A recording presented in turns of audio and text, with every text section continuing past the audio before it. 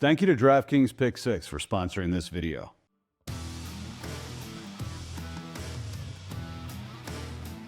I'm on a journey to become the best cook that I can be.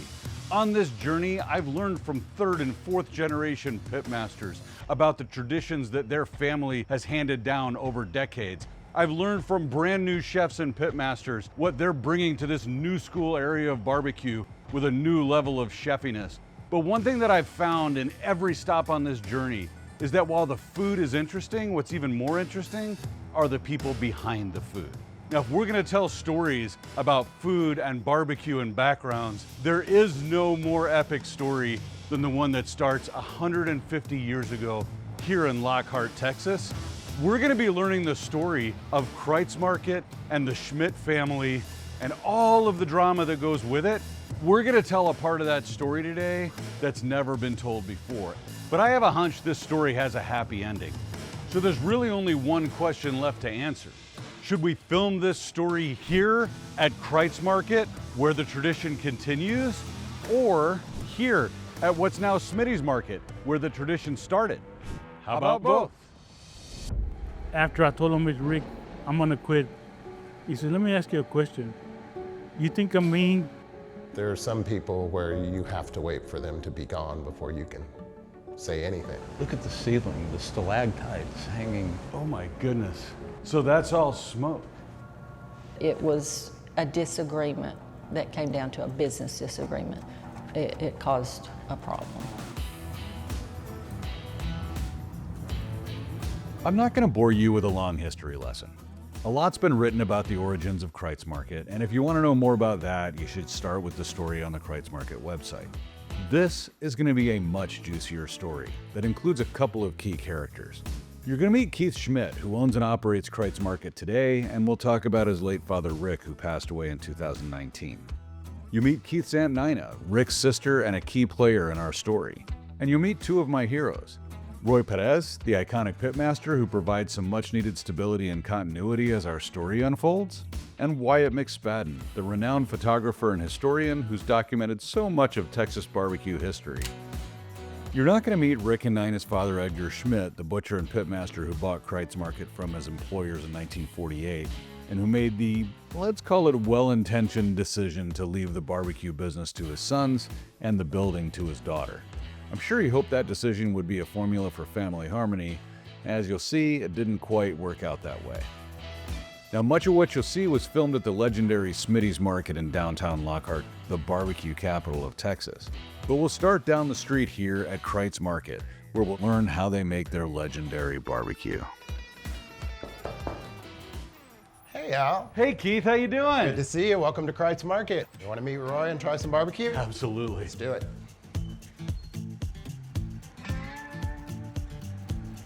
This is Roy Perez.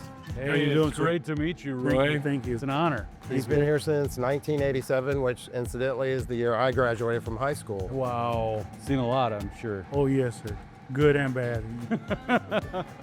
So you said something about barbecue. Yes, sir. We got some of our most popular here. You guys serve it in the paper. We do serve the it old on school way, right? on butcher paper. Okay.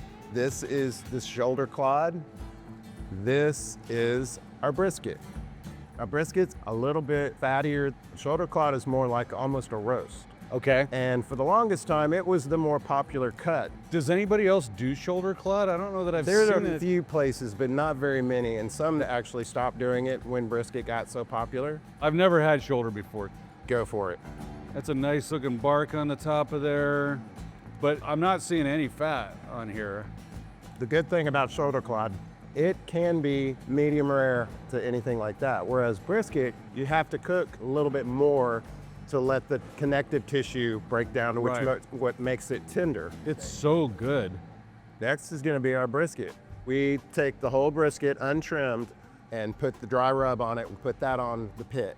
The fat will actually render into the meat, and any trimming we'll do as we slice it for the customer. So you're not trimming before you cook it? No, not at all. Ah, okay. Maybe it's my imagination. But I feel like I'm tasting more of that yummy, fatty taste No, on here. it's not your imagination. It really does make a big difference. As hot as we cook on these pits solves a lot of problems, almost like a shield. Then it's different than even the other old school folks. We've done it this way the whole time. And I hate trimming brisket, so if I can never have to trim a brisket again until That's it's right. time to Just serve do it. it with the finished product. All right. We have our original sausage here. It is Okay. 85% beef, 15% pork. And it's the same seasoning profile as what we use in our dry rub. Salt, coarse ground black pepper, and cayenne. You're not trimming brisket, so you're making sausage for the sake of the sausage. Right. Yeah, I'm just gonna take a bite. I don't know if the mic picked that up, but Snap. there's a real snap on there. It's so good. Thank you.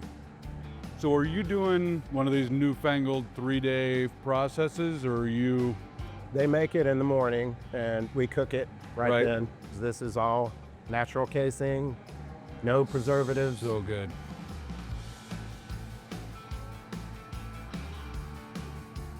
Now, you're really gonna teach me how to make this stuff? Yes, sir. We're gonna do Clod and we're gonna do brisket? Yes, sir. Just so you can see what we go through to put out a good product. Amazing. Let's go learn.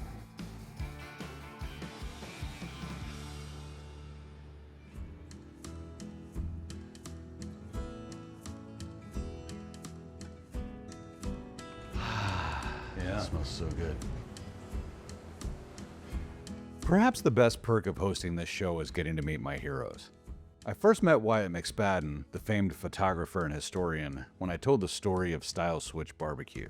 If you don't know Wyatt, let's just say he's kind of the Ansel Adams of barbecue.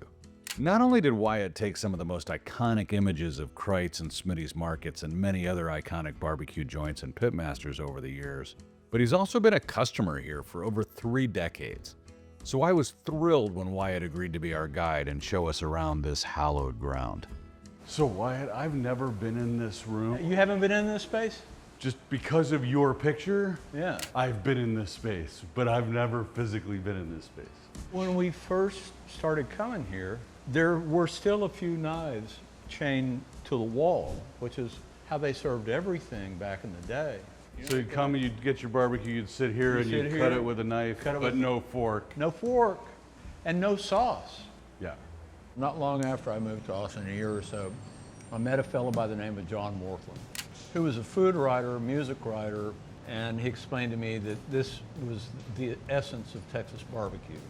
And again, this is 1993 or 4, and it was eye-opening. It was a true culinary experience, but the space was equally amazing and equally meaningful to us. This was still operational, this meat market. So this is where it all started as a market. Yeah. There's the meat scale over The there. old stuff and these old coolers. Beautiful background. Actually photographed the comptroller of the state of Texas here for an article for Texas Monthly with a big knife and a brisket, and he's slicing brisket, cutting the fat out. Cutting the fat, very nice. Great picture, and but I just loved coming here. Ended up doing a portrait of a great yodeler by the name of Don Walser in this space. So it's now a little bit of a museum. Yeah. And then you've got this great prep area here. When we found out they were moving, Right. you know, it just seemed like I was obligated to come and document this space as it was. And in fact, it hasn't really changed all that much. Yeah. And this is this place where the picture with Rick was taken. So these were the original cookers. Yeah. Right. And look at the ceiling, the stalactites hanging. Oh my goodness. Yeah. So that's all smoke. Smoke and grease, and the fluorescents are no longer, they're an unknowable color balance, you know. And so that added to our affection for the place. Hey, you want to hear something cool? Kreuz Market is 125 years old. You know what else is that old? Basketball. The first game of basketball was played on December 21st, 1891 in Springfield, Massachusetts. Coincidence? Probably. Since we're talking about basketball, you probably already know that by the time you see this, the regular season will have started, which means that fantasy sports is in full swing. So it's a good thing that our new partner, DraftKings Pick 6, decided to sponsor this video so I could tell you about the special offer that they have just in time. First, let me tell you how DraftKings Pick 6 works. It's pretty easy, actually. It's a daily fantasy sports app. You predict the performance of individual players for a shot to win a shared pool prize. So you can make picks from any of a bunch of sports leagues if there's a game coming up. Baseball, hockey, football, basketball, more. I just pick my league and let's look at the players. Okay, this right here's a guy I know, and these points look pretty low for him. But before picking, let's just see how he's done in the last few games since it's preseason. Yeah, I'm pretty confident he's going to score more than 19.5 points tonight, so I'm going to pick more. Now, what about this guy from the Lakers? I'm pretty happy guessing he's going to score more than 17.5 points. Okay, I'm going to make a couple more picks, and then I just pick how much I want to play on this pick set, and boom, I'm locked in.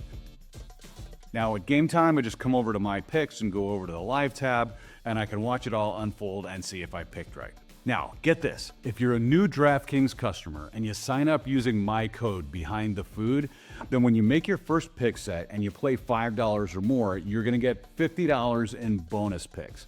So download the DraftKings Pick 6 app, sign up, remember to use the code behind the food, and you're going to get $50 in bonus picks when you make your first pick set and play $5 or more. Okay, let's get back to the show. I don't know if this legend really needs an introduction. I mean, who among us hasn't seen a picture of those iconic mutton chop sideburns? This giant has been a central part of barbecue lore for almost 40 years. Now, I've met pretty much everyone who's anyone in the barbecue business, but this was the first time I was actually nervous. As you'll see, I didn't need to be, but he's an even bigger hero of mine now than he was before I met him. My name is Roy Perez. I've been here since I was 24 years old. I did not know anything about barbecue straight out of high school. In 1987, my nephew said, "Hey, how would you like to come and work over here at Kreuz Market?" And I'm like, "I don't like to talk to people. I just want to be in my zone. That's why I build houses. Just give it a shot and you'll see that it's a pretty fun thing." So I said, "Okay, let's try it." And 38 years later, I'm still here. Roy is a legend. He's a barbecue Hall of Famer. His image is just synonymous with Central Texas style barbecue.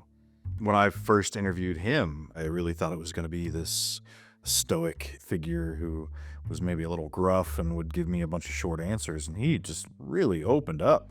I realized as I got older that I'm not gonna be here forever. Even though I feel like I've been here 38 years, that's already forever. When kids would come in here, they were maybe 5 or 6 years old, and now they're like 30 years old. And they said, "Sir, I used to be scared of you because you look like all the hair on your arms, like you would be mean. And now that I talk to you and I've seen you in all the interviews, you're just a big teddy bear." And so I'm like, man, I need to speak up and let people know who I am instead of going to my grave thinking he's an asshole or something. I want him to see the real me.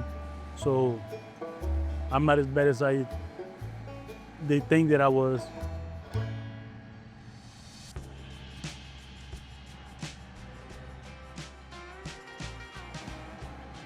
So talk to me about shoulder clod. Shoulder clod has been around here since I've been here 38 years. It's a naturally tender piece of meat. You could eat it rare and it wouldn't really feel like it's tough. Right. When I started, before my stroke, we'd have to cook a whole shoulder, like the whole shoulder, which would take us about 8-9 hours. And now they could cook them in half to make it easier to cook. So these kids today have it too easy? Oh yeah, yes. But we'll season it and layer a real thin layer because we use industrial strength salt. Right. So this ain't your table salt. Is there logic to how the shoulders get loaded on the smoker? Yeah, because all the meat starts off evenly. Then as they get done, we'll figure out which one's farther along. Then they just rotate them. So it ain't just throw it in there and forget about it.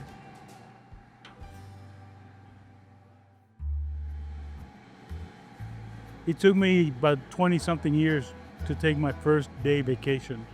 I'm not saying it's wrong, but I'm so dedicated that I put everything else above my self-satisfaction. I mean, never missed a day of work for being sick until he literally had to get a testicle removed. And then he took a day off. Like, that is what it took to get Roy Perez out of the pit room. I couldn't believe it when I was sitting there talking to him. Like, I just didn't expect him to tell me all of these things because there was a guy who so little was known about, and I just assumed that's because he didn't want anybody to know. And what I learned in talking with him is nobody had really asked.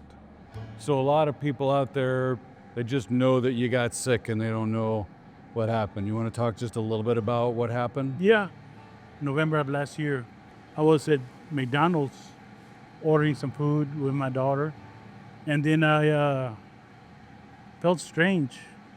So I said, Mom, I lost my wife 2 years ago. So I'm sorry. You don't know.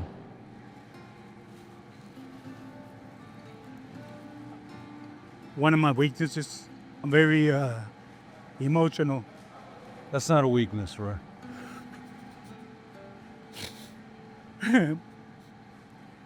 Anyways, It's hard to talk about. yeah, because we're such a small family, and it's just my wife and my daughter at the time. So I told my daughter, and I said, hey, I need to go to home. I don't feel right. So we went home, and here's the stupid things that I did. So I told my daughter, I think I'm good enough. Are you sure, Dad? So yeah. And my daughter said that I made it to the restroom, because here my daughter had to take over, and said they found me on the bathtub trying to climb up, get myself up. As soon as she saw me, she saw my face was lopsided. She said, Dad, there's something wrong. You got to call an ambulance. They took me into the back room and said, you're having a stroke, sir. And spent time there until I had to go to rehab. So how you doing now? Well, I'm doing better. I mean, if you see me now, it helped me a lot. I went walking and stuff. Not great, but I'm saying I could move and farther and farther and farther till eventually, like I said, the insurance, they can only accept no matter how bad they feel. It's not personal, and I understand that.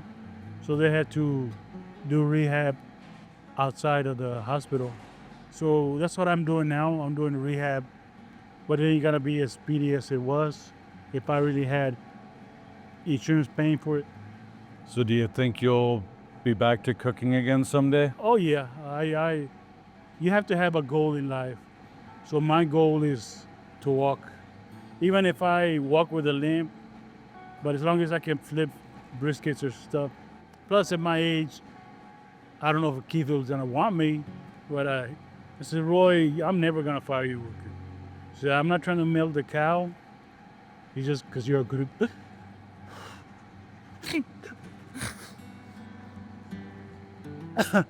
You just said, once in a lifetime person.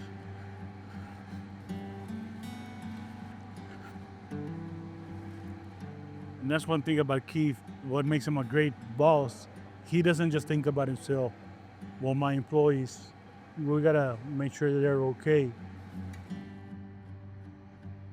So your father had a reputation as, he was a hard ass. Yes. Right?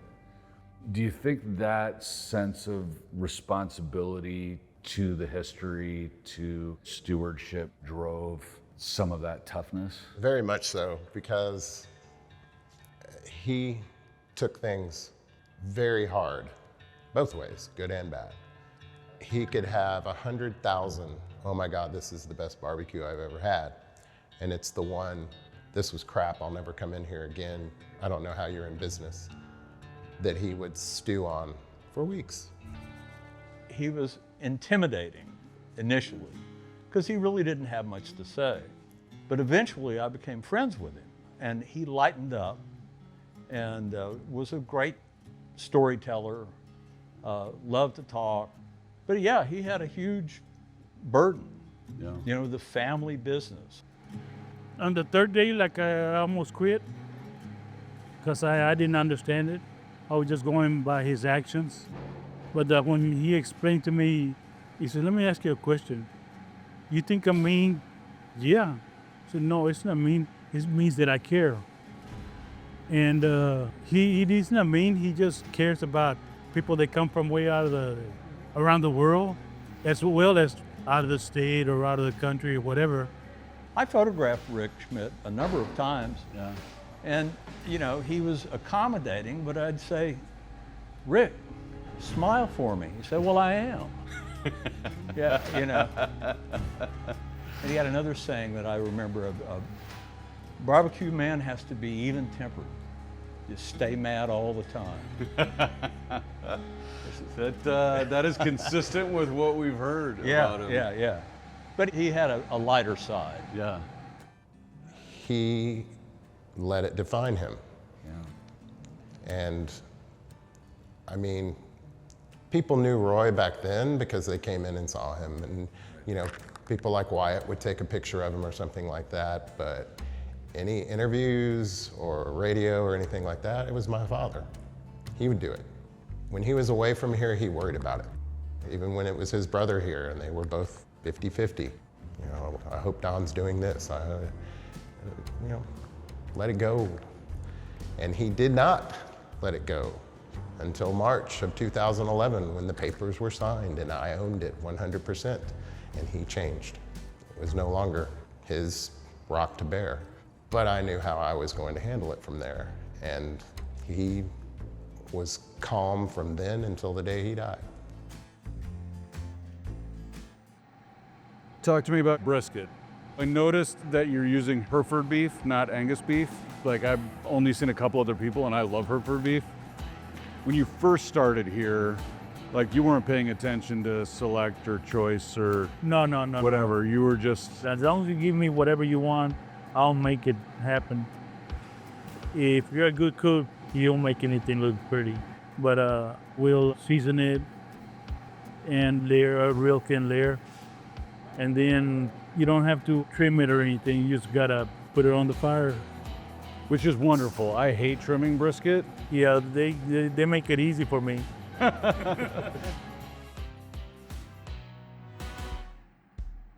Let's talk about the famous split. As you and I have gotten to know each other, it's become apparent that this wasn't the epic event that maybe 48 hours in the media made it out to be. It was definitely media driven, but it also was a shock to a lot of people. You're talking about a place that was at the time 98 years old and being told that it was not going to turn 100 in its original location.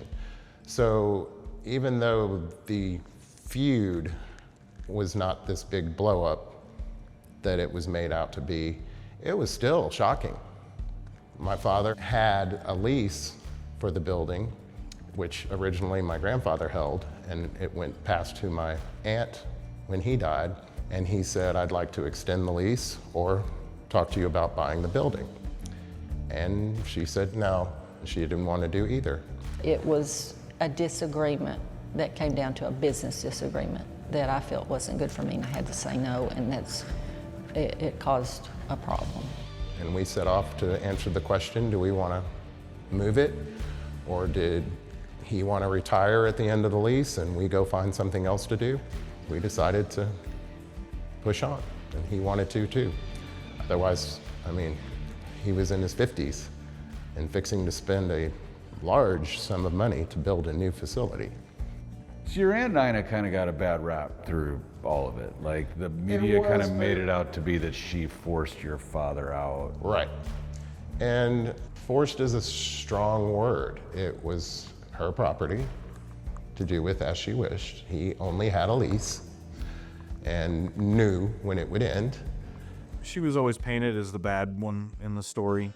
You know, that she was the greedy one who was trying to raise the rent in hopes that Rick would leave and abandon this and that she could have the glory and run the place. I don't think that was ever really her motivation, but Rick had left and she had this gem of a building with all this family history and these barbecue pits.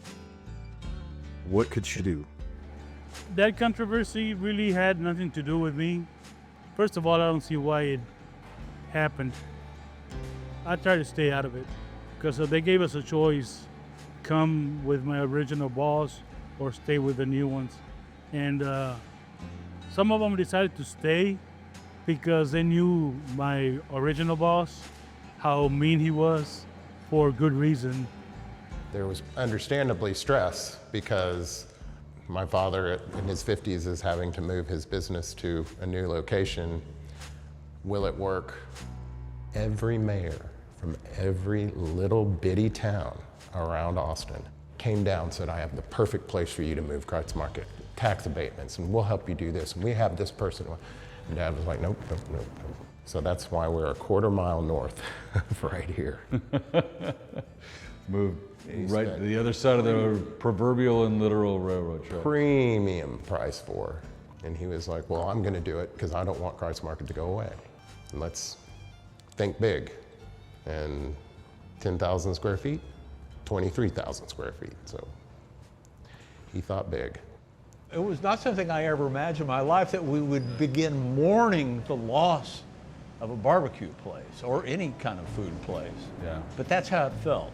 And of course, our pointless and uneducated idea was that this food will never be as good as it was here. Right. Well, thank God we were wrong. I said, hey, why don't we not just move over there? Because he was just gonna bring some coals over here and start a fire from that, which is what we did. I didn't mean have a film crew and stuff, but Connie Chung, 48 Hours, got a hold of the story, and they said, let's go and film you. We'll go behind you with the cameras. And sure enough, from about a mile and a half, they followed us all the way around with the fire trucks. So has the fire's been burning here ever since? Yes, sir. So the same fire from there? Yeah, we like to say that for 130 years, same fires, because we started those fires, this fire with that fire, because at the end of the day, we put the hot coals in the tubs, and then we put the tubs in the pit. Then the next day, we put fresh logs on each side and hot coals in the middle, and voila, have magic. I mean, he certainly was put in a precarious position by being the literal face of this move, by being the one there hauling the coals down the street in the big photo for the newspaper that has been shared by every documentarian who's ever told the story. Yeah, I mean, Roy Perez, if you're talking old school and new school, like, he is the link between those, right? Like, his presence at Kreuz Market, he was the one that really carried on that legacy from the old building to the new building, from the older generation to the newer generation that took over, from Rick to Keith. So Roy was the constant. And while he's not there manning the pits anymore, his presence is still there because he's trained all of those people. I mean, he's trained everyone who's come into that Kreuz Market pit room for decades. So you're cooking it like a brisket, 200 plus degrees, right? So they'll start down by the fire? Yes. Once the front get cooked about 60 to 80%, then we move it to the middle, halfway down the pit. And then once they're about 90% done, then you move them back.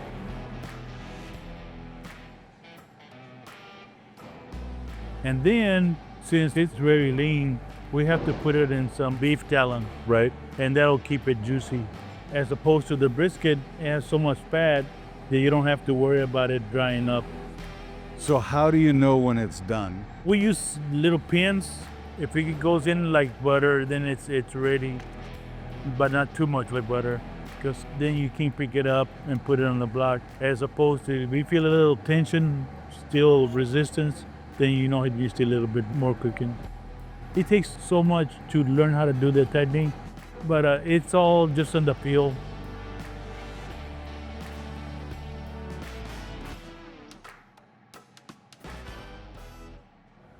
So I think it just took about 3 months after we moved out. And Aunt Nina, she opened up Smitty's.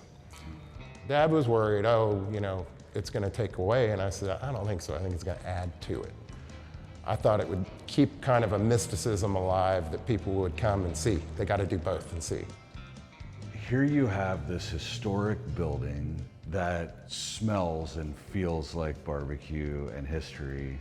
Relatively short period of time. You opened like 2 or 3 months after. Actually, it Rick was moved out. about 3 weeks. 3 weeks. Yeah, it was grunt work, and we did most of it. My deceased husband, he was an ag teacher at the school and taught welding, so he pretty well knew how to.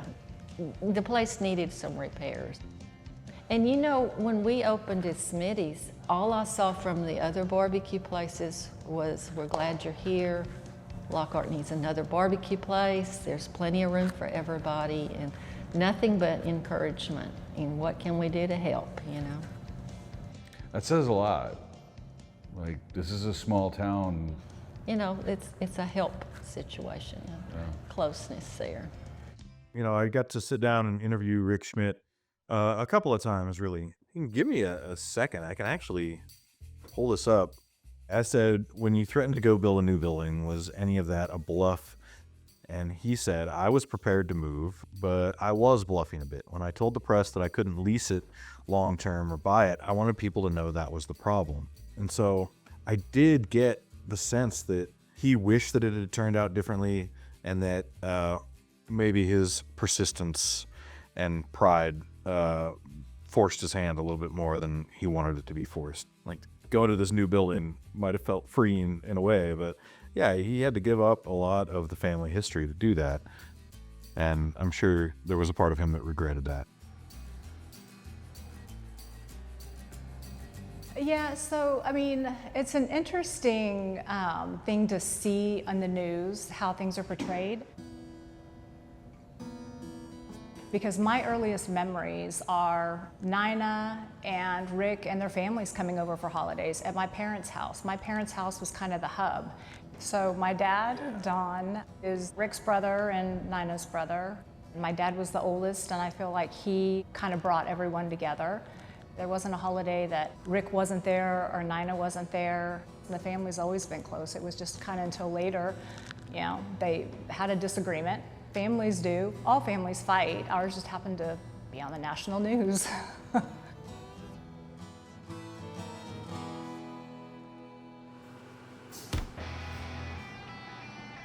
So you're cooking a brisket in 6 or 7 hours. Yes. How are you able to do that? Are you cooking hotter? Is it the Yes, airflow? our pits get about 700 degrees. You have to make sure you're on it all the time. And nowadays, you can get away with not cooking so hot or even rotating it. But all the same steps as a shoulder clod. We move it to the front, move it to the back.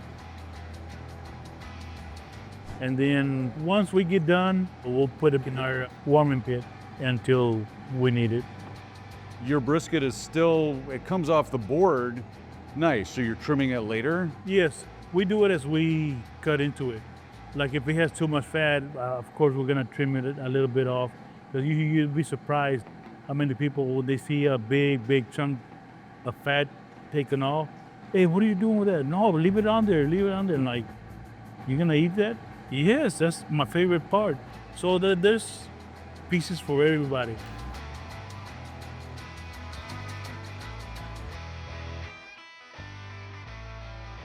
All right, you ready to do this? Well, here we go.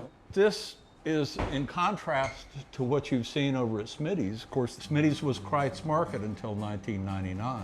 Right. And there was the feud and the move. Rick Schmidt built this place because he knew he could make it work. Also, I think a little out of spite, or maybe a lot out of spite, I'm not entirely sure. I have no idea the number of people that you could seat in here, but it's obviously hundreds. It's huge. There's a space over here, which I think is the best place in the state to eat barbecue, is this giant porch over The here. patio over there? Yeah. And of course, that's Rick Schmidt right there looking at the local newspaper with one of the pits at the old place and the beam of light coming down. he's looking at. Yeah, he's just reading the news and drinking coffee. Right. You have 8 pits in here. At Smitty's, formerly Kreuz, there are 4. Right. And he built this for holidays. He has more capacity than he needed most of the time, but he had what he needed all the time whenever it came up, whenever things were really busy. You're one of the few people I can talk to who tasted brisket and Clod coming off of the old smokers, and then within weeks tasted right. brisket and Clod coming off of these. The little article that John Morthland wrote expressed his relief that it was just as good as it was here at the new place. But Rick wasn't going to let it be anything else. Right. I mean, he built these. He knew how they'd perform. You know, they had to come in and learn how to, the wood wasn't different, but how it behaved in an environment like this. Yeah. Completely closed Air's totally in. different. Right. Yeah, yeah. You know, when you look at all the weights and the pulleys, you know, it's a remarkable space. So this room, and maybe it's the impact of the smoke, but this feels a lot more than 26 years old. Oh, I know, right? but it is the smoke. Yeah. You know, all day, every day, 25, 26 years, it's aged beautifully. He was successful in creating a building that was, if not better than, at least as good as the old building. So I moved to Austin in 92 from Amarillo. You know, it changed my whole photography thing. I was doing a lot of agriculture stuff up there. I was tired of it. And I got involved in the barbecue thing through Texas Monthly. And the first top 50 issue was in '96, and we shot the cover picture at the old Kreuz location. Right. Things sort of spun out from that, and I started doing more and more. And I've been in this unique position watching the business as it evolved into what it is now. And I love that. It's not lost on me that this is the most epic story in barbecue, and that this is also the place that you, one of the most renowned experts on this field, started with these very 2 buildings. Yeah. And that you're a part of this story. You know, I love taking pictures, and there are a few places as visual, certainly in the food business, as that place, to be able to watch and document what's gone on in the barbecue business from Kreuz, Smitty's, Franklin, Snow's, so many great places. It's been so much fun to do. Yeah. Thanks for being a part of all of this, man. Oh. My pleasure, believe me. All right, so this is our finished shoulder Clod. As you can see, it's moist, but if we didn't have a beef talon, it would be all dried up. It looks wonderful. So no forks rule applies, right? No, sir. All right, grab a piece. Here you go. Cheers. That's really flavorful. Yes, sir. And it's lean meat, right? This is definitely a good addition to the menu. Yeah, with some sweet pickles and mustard, you can't lose. It's perfect. All of a sudden now you have a team Kreuz and a team Smitty's, which had nothing to do with the feud. It's not like, oh, we like Nina better, oh, we like Rick better. No, they just went to the one they liked better. Now, honestly, there was plenty of people that said, no, it's all about the building. We've been going there with my grandfather, and we go, it's just that we can't not be in that building. That's fine, do what you want. And it didn't cause a dent in either of us. But it really helped the town and our reputation as the barbecue capital and everything. What do you wish the world knew about the family? That we're here, we're proud of what we've accomplished, and we take up for each other, support each other when we can. So when people say Camp Smitty's and Camp Kreuz hate each other, they just don't know. You guys actually love each other. Well, sure. Yes. I say yes. I'm always excited because Smitty's is doing so well that we've been blessed. And I'm sure Keith feels that way too. The family was still functioning. Nobody said they weren't going to go to anything because the other was there. That didn't happen. Christmases still happened, Thanksgiving when it did, the family reunions and such. It just, you know, wasn't get together once a week for card night or anything, but it never was. It was just hard for Dad to get through that. Right. He was forced to do something late in his life that he never would have done on his own. Fortunately for him and everyone involved, it worked out. But today, we're just a family. Absolutely. We're done with that. Yeah, we have Thanksgiving together, Christmases together. Nina comes, and we have it over at Susie's. So life today with my family is the same as it's always been, where we've always been close. My Aunt Nina and Uncle Rick and their families were at Chad and I's wedding. So this was during, you know, a lot of stuff that was happening. So we were still a family. Families still get together, they love each other. They may have disagreements and not agree with how things are going, but they still love each other. And so I feel like that has continued to carry on.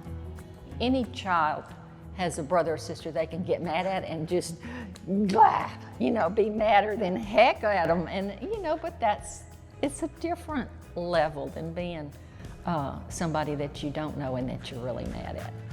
I think I knew my brothers well enough that there was definitely love. I hope they loved me. I loved them, so. I mean, nobody that works here thinks anything when I walk through the door. The same thing over there. If she were to walk in there, everybody would say hi to her. No lightning strikes, no spontaneous combustion. No, but there's plenty of people out there that think it is, and you know, hey, if keeps the legend alive, whatever.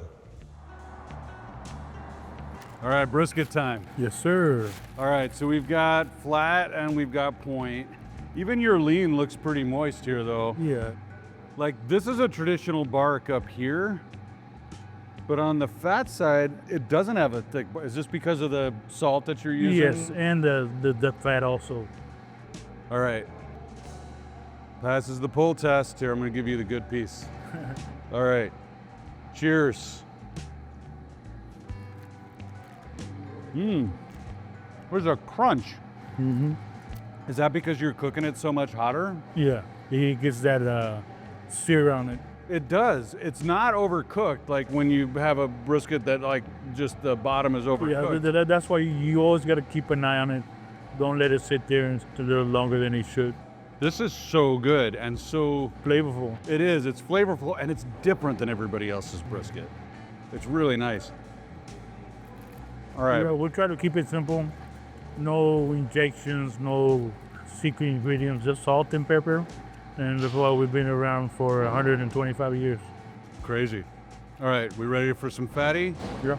Same thing, nice bark, and the same finish on the fat.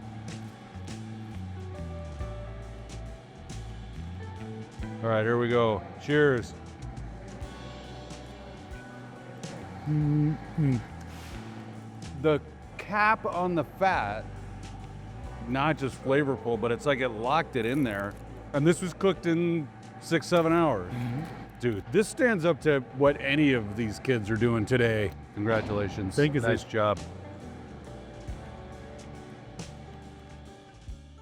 Any words of advice for these kids today that are coming up and yes. taking the reins? It's not an easy job. I mean, you might see where I'm at, but you don't know the backstory of how hard it was for me to get here. Now, technology and everything else, it's easier because we have some pits now. You just throw the meat on. You don't have to flip it or nothing. And I'm like, why can't you have these damn things when I was cooking, you know? Now y'all make it easy for these new guys, but they're never gonna know what it was like doing the things that I've done. But like I said, I have no regrets. I imagine he's still in a really painful place, physically and emotionally. It's like a football player who's had to retire, right? And I've stopped in so many times in hopes that he'll be around so I can see him in person. And I haven't been able to speak with him or see him. People do travel, do go to these places to what is all the fuss about. And that's why I don't want to ever leave this place, because I see now the kids that we have here, they've already been here no less than 10 years. So it's going in the right path. So if I pass away now, I know it's in good hands. Don't pass away now, okay? No, I don't plan on doing it. So is there a retirement someday, or No, is this no. I the tell, rest of your life you want to be here with the smokers? I tell them when I die, because I know I'm gonna die here. If I die, cremate me and throw me in the ashes with the other ashes already there, and I'll be happy.